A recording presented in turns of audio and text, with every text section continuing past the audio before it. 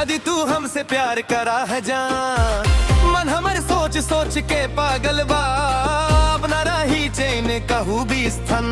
लोग बहुत लग रहे जिंदगी में के सब भुला दिहल बनी, काहे कि तू ही हमार जियाबा,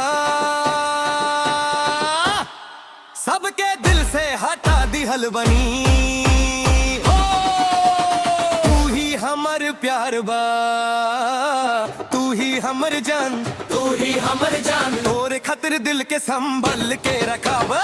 तू ही हमर प्यार बा, तू ही हमर जान बा, ना डरब हम दुनिया के बात से, बस तोरे समझ जाब मरा। तू ही हमर प्यार बा, तू ही हमर जान बा।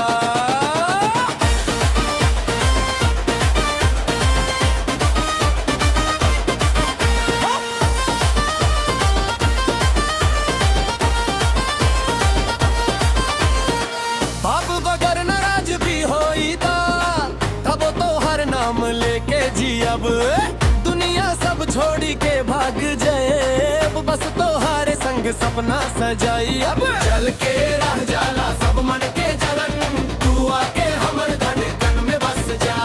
तू ही हमर प्यार बा, तू ही हमर जान बा, ना डरब हम दुनिया के बात से,